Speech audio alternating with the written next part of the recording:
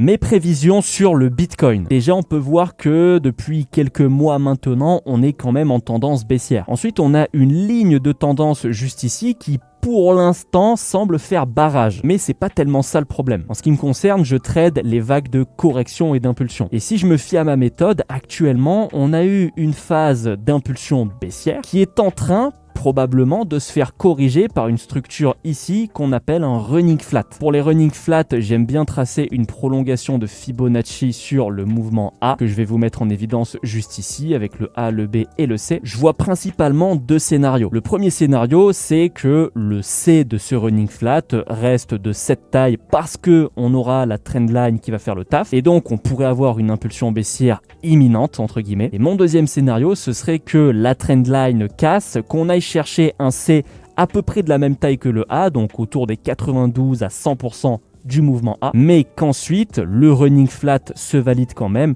et qu'on ait la deuxième impulsion baissière comme vu pour le scénario 1. La seule chose qui me ferait changer d'avis, c'est si on vient casser cette trendline et qu'on passe au-dessus des 100% du mouvement A et qu'on vient corriger l'impulsion haussière qui aura donné ce mouvement-là. Sinon, pour le moment, mes deux scénarios principaux, eh bien, ce sont plutôt des ventes. Attention, ceci n'est pas un conseil d'investissement, mais simplement mon avis technique sur la structure.